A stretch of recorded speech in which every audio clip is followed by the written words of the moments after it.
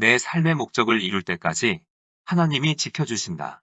하나님의 말씀은 시편 91편 10절로 12절입니다. 화가 내게 미치지 못하며 재앙이 내 장막에 가까이 오지 못하리니 저가 너를 위하여 그 사자들을 명하사 내 모든 길에 너를 지키게 하심이라. 저희가 그 손으로 너를 붙들어 발이 돌에 부딪히지 않게 하리로다. 이 시간에는 내 삶의 목적을 이룰 때까지 하나님이 지켜주신다라는 제목으로 말씀을 묵상하겠습니다.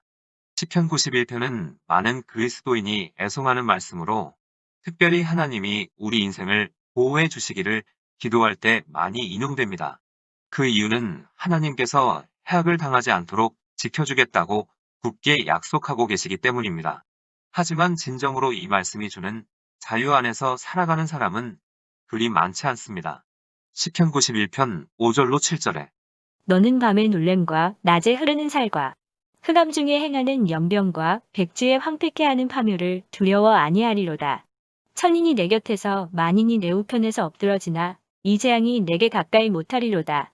우리는 두려움에 사로잡히는 때일수록 이러한 하나님의 약속을 현실로 붙들고 살아야 합니다. 시험은 우리가 하나님 나라를 위해 가장 왕성하게 활동할 때 찾아옵니다. 그때는 부르심을 피하고 싶은 생각이 우리 마음을 사로잡습니다. 이렇게 볼 때 우리가 두려워 낙심하거나 원망과 불평이 몰려올 때야말로 하나님의 나라를 위해 분연히 일어설 수 있는 가장 좋은 시간임을 기억해야 합니다.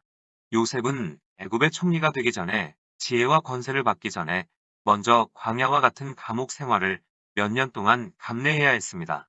모세는 이스라엘 백성을 노예 상태에서 구원하기 위해 하나님의 부르심을 받았지만 쓰임받기 전에 먼저 40년 동안 광야 생활을 했습니다.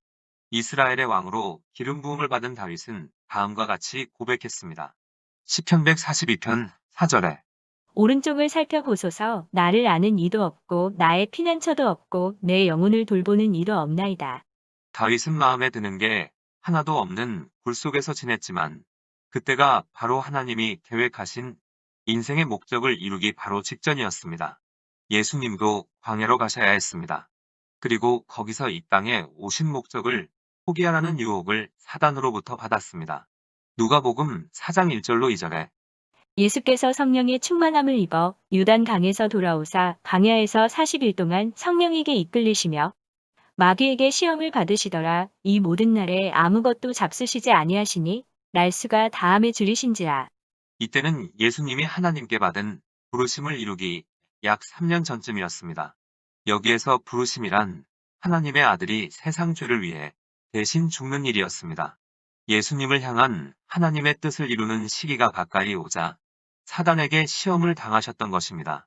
사단은 예수님이 구속의 사명을 띠고 오셨다는 건 알았지만 그 사명이 정확히 어떻게 전개될지는 몰랐습니다. 고린도전서 2장 8절에 이 지혜는 이 세대의 통치자들이 한 사람도 알지 못하였나니 만일 알았더라면 영광의 주를 십자가에 못 박지 아니하였으리라. 사단이 알고 있었던 사실은 다만 자기가 에덴 동산에서 도둑질한 인간을 예수님이 필사적으로 되찾으려 하신다는 것이었습니다. 그래서 사단은 어떻게든 예수님을 유혹해서 예수님이 가야 할 길을 벗어나게 해야 했던 것입니다. 사단이 광야에서 예수님을 시험했듯이 우리도 우리 삶을 향한 하나님의 부르심과 십자가를 포기하라는 유혹을 받습니다. 예수님께서 광야에서 받은 시험을 통해 우리의 삶에서도 어떠한 시험이 올지 유추해 볼 수 있습니다. 사단의 시험은 첫째, 자아 몰입이었습니다. 누가복음 4장 1절로 3절에 예수께서 광야에서 40일 동안 성령에게 이끌리시며 마귀에게 시험을 받으시더라. 이 모든 날에 아무것도 잡수시지 아니하시니 날수가 다함에 줄이신지라. 마귀가 이르되 내가 만일 하나님의 아들이여든 이 돌들에게 명하여 떡이 되게 하라. 이 말은 이런 의미입니다. 내 필요를 채우기 위해 하나님과의 개인적인 관계를 이용해 너 자신에게만 몰두하라. 우리는 재난이 닥칠 때마다 이런 현상을 목격합니다. 사람들이 자신을 위해 음식과 물을 확보하려고 가게를 약탈하는 일들이 발생하기 때문입니다. 그러는 이유는 두려움과 동시에 자아 몰입이 따르기 때문입니다. 이것은 우리 스스로 안전을 챙기고 스스로 쓸 것을 찾고 스스로 필요를 충족시키려는 마음입니다. 반면 하나님에게 집중할 때는 두려움으로부터 자유를 얻게 됩니다. 예수님은 자신을 위해 살려고 이 땅에 오시지 않았습니다. 오로지 하나님 아버지의 뜻대로 살려고 오셨습니다. 예수님이 전혀 두려움에 묶이지 않고 살았던 이유가 바로 여기에 있습니다. 예수님은 자신을 십자가로 보내는 것이 하나님의 뜻이라는 걸 알고 그 뜻을 묵묵히 받아들였던 것입니다. 사단은 예수님이 줄일 때에 즉 약하고 부족한 때 찾아와서 말했습니다. 너 자신에게 몰두하라. 너는 지금 배고프다. 이 돌에게 명해서 떡이 되게 하라. 오늘날에도 사단은 이와 똑같은 계략을 사용합니다. 하나님을 섬기느라고 굳이 어려움까지 감수할 필요는 없다고 우리를 부추깁니다. 너는 하나님의 자녀니까 하나님께서 힘 주신다. 그 힘을 이용해서 내 자신을 돌보고 힘든 상황을 피해가야 한다. 우리는 여기에 속지 말아야 합니다.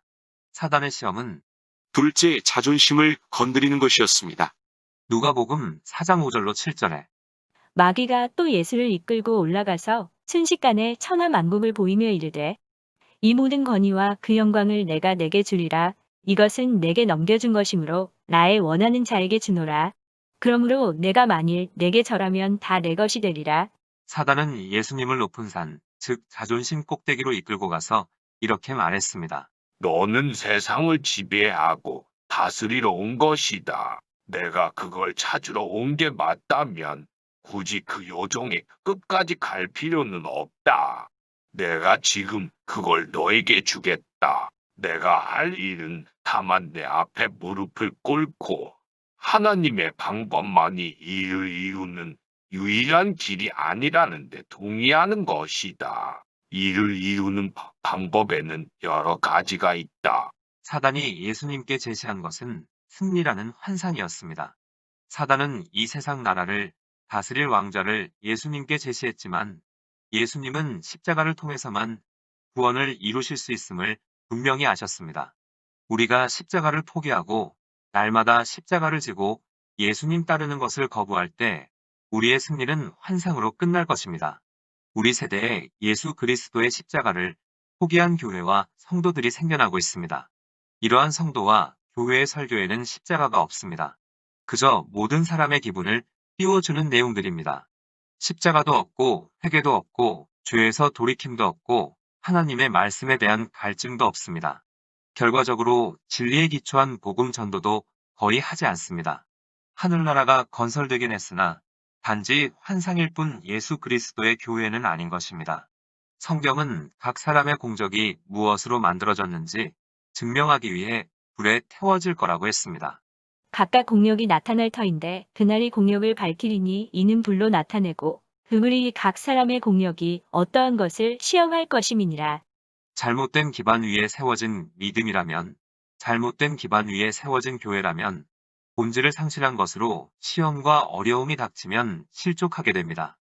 마태복음 24장 10절로 13절에 그때에 많은 사람이 시험에 빠져 서로 잡아주고 서로 미워하겠으며 거짓 선지자가 많이 일어나 많은 사람을 미혹하게 하겠으며 불법이 성함으로 많은 사람의 사랑이 식어지리라. 그러나 끝까지 견디는 자는 구원을 얻으리라. 많은 사람이 오랫동안 잘못된 신학 속에서 살아왔습니다. 이들은 예수님이 이 땅에 오신 목적이 자신의 삶을 멋지고 풍요롭게 해주시기 위함이라고 믿습니다. 이들은 예수님이 좀 더 고매한 인격, 더 큰 집, 직장에서의 승진을 이루어 주실 거라고 생각합니다. 그래서 일이 틀어져서 자신의 기대대로 되지 않거나 가족에게 문제가 생겨 인생이 제대로 돌아가지 않을 때면 우울증으로 고생하며 실족하고 맙니다. 자신이 기대했던 신학과 맞지 않는다는 것을 알고 혼돈과 두려움에 사로잡히기 때문입니다. 이들은 예수가 어떤 분인지 모르기 때문에 하나님이 자신을 지켜주신다는 약속도 믿지 못합니다. 사단의 시험은 셋째 하나님의 정직성을 의심하게 만들었습니다. 누가복음 4장 9절로 11절에 또 이끌고 예루살렘으로 가서 성전 꼭대기에 세우고 가로되 내가 만일 하나님의 아들이여든 여기서 뛰어내리라. 기록하였으되 하나님이 너를 위하여 그 사자들을 명하사 너를 지키게 하시리라 하였고 또한 저희가 손으로 너를 받들어 내 발이 돌에 부딪히지 않게 하시리라. 이 시험 뒤에 숨은 사단의 의도는 이렇습니다. 내가 이 길을 계속 고집하면 내가 너를 죽여버릴 것이다. 하나님이 너를 보호해 주실 거라고 생각하느냐? 그가 정말로 너를 높이 들어 올려 주실 것이라고 믿느냐? 내가 너를 벼랑 위에서 밀어버리면 하나님이 천사를 보내서 내 말이 닿기 전에 너를 받아줄 거라고 생각하느냐? 그렇게 믿는다면 하나님을 한번 시험해봐. 이 성전 꼭대기에서 뛰어내려 하나님의 말씀이 사실인지 한번 보라. 이 지점에서 사단은 사람인 예수에게 말하고 있는 게 아니라 하나님의 아들인 예수에게 말하고 있는 것입니다. 그러자 예수님이 말씀하셨습니다. 주 너의 하나님을 시험치 말라. 나는 내 아버지를 시험할 필요가 없다. 내 아버지는 거짓말하시는 분이 아니다. 이로써 사단은 시험을 끝냈고 당분간 예수님을 떠났습니다.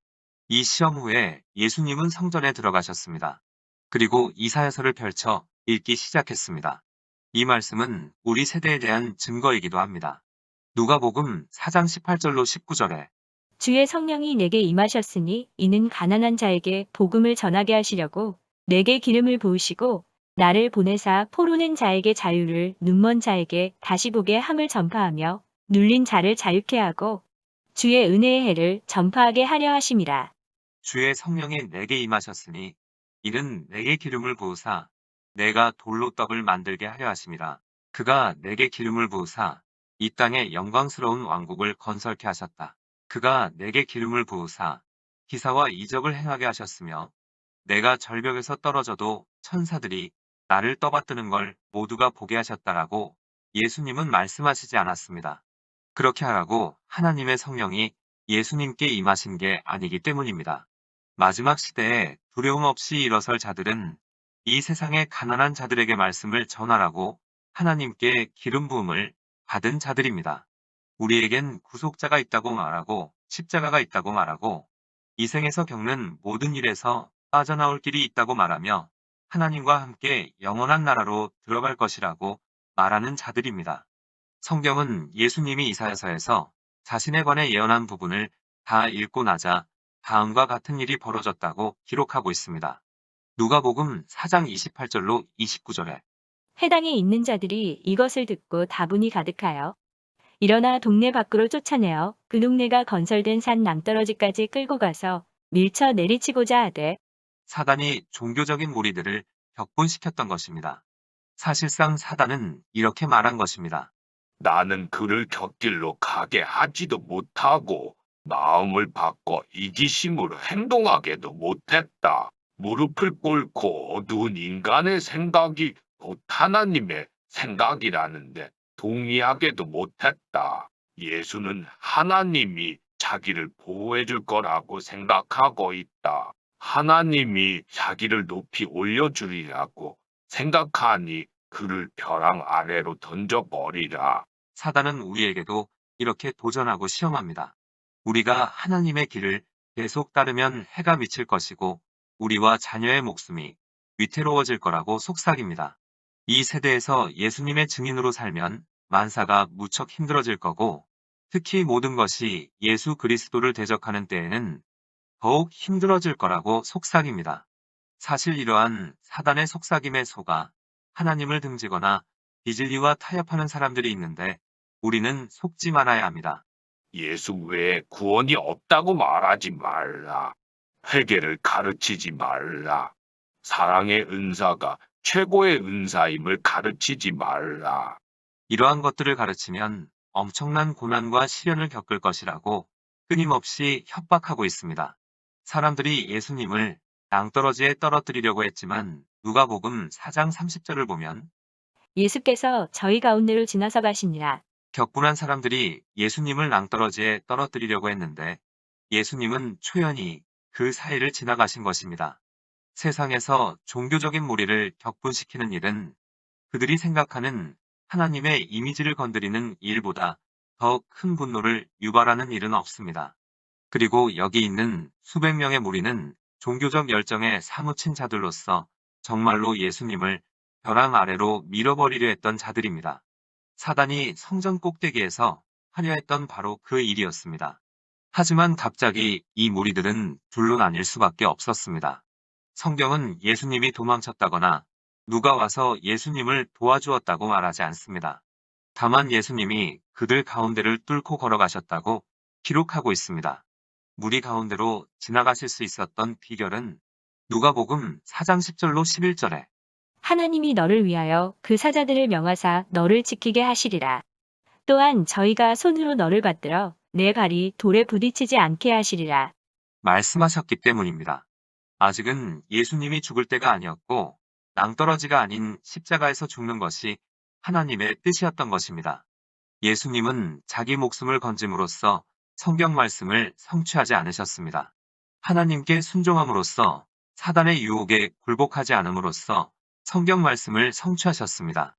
하나님의 약속이 예수님의 생명을 덮어주고 보호해 주었습니다. 예수님은 자신의 생애를 향한 하나님의 목적을 온전히 받아들이셨고 하나님은 예수님의 삶의 목적을 온전히 이루셨습니다. 이 말이 주는 의미는 우리도 예수님처럼 내 인생을 향한 하나님의 목적을 온전히 받아들이고 순종하며 사단의 유혹에 굴복하지 않을 때 하나님의 약속이 우리의 생명을 덮어주고 보호해 주셔서 내 삶의 목적을 온전히 이루도록 하신다는 것입니다. 하나님이 끝났다고 말씀하시기 전까지 우리의 생명이 끝나지 않는 것입니다. 그런데 자신을 향한 하나님의 목적을 알면서도 육신적으로 유익이 없다고 판단하여 선지자 요나처럼 다시스로 도망치면서 하나님의 보호를 갈망하며 부귀영화를 누리겠다고 하는 것은 잘못된 선택입니다. 사단은 하나님이 허락하신 시간이 되기 전까지 예수님이 이 땅에 오신 목적을 성취하기 전까지 하나님의 아들을 죽일 수 없었습니다. 따라서 우리가 이 세대 가운데 예수 그리스도를 위해 살기로 선택했다면 우리의 건강이나 안전이나 생명이 너무 이른 시기에 끝날 거라고 믿지 말아야 합니다. 우리는 하나님의 손안에 있습니다. 우리가 언제 죽을지는 하나님만이 아십니다. 모든 것이 하나님 손안에 있습니다. 이 진리를 마음속에 깊이 새기면 두려움은 사라집니다. 어느 곳에서든 사람들이 나를 해하려고 하거든 하나님이 나를 죽이지 않으면 너는 나를 죽일 수 없다는 강하고 담대한 믿음을 가지고 살아가야 합니다. 그럴 때에 두려움과 공포는 사라지고 평안케 됩니다. 이사야서의 한 부분을 다 읽은 직후 예수님은 다음과 같은 말씀을 하셨습니다. 누가복음 4장 20절로 21절에 책을 덮어 그 맡은 자에게 주시고 앉으시니 회당에 있는 자들이 다 주목하여 보더라. 이에 예수께서 저희에게 말씀하시되 이 글이 오늘날 너희 귀에 응하였느니라. 우리에게도 이렇게 말해야 합니다. 나는 내 인생에 관해 거짓 진리나 다른 견해에는 귀 기울이지 않을 것이다. 나는 내 삶의 목적을 알고 있고 그 목적을 이룰 때까지 하나님이 나를 지켜주신다. 우리는 두려움에 사로잡히는 때일수록 하나님의 약속을 현실로 붙들고 살아야 합니다. 창세기 28장 15절에 내가 너와 함께 있어 내가 어디로 가든지 너를 지키며 내가 내게 허락한 것을 다 이루기까지 너를 떠나지 아니하리라. 기도하시겠습니다. 좋으신 하나님, 하나님의 약속을 현실로 붙들고 살아가는 우리 모두가 되게 하옵소서. 그 누구도 우리의 생명을 해할 수 없음을 알고 비진리와 타협하지 않게 하옵소서. 예수님의 이름으로 기도드립니다. 아멘. 하나님께서는 내 형편이 어떠하든 내 신분이 무엇이든 무슨 죄를 지었든 변함없이 나를 사랑하십니다.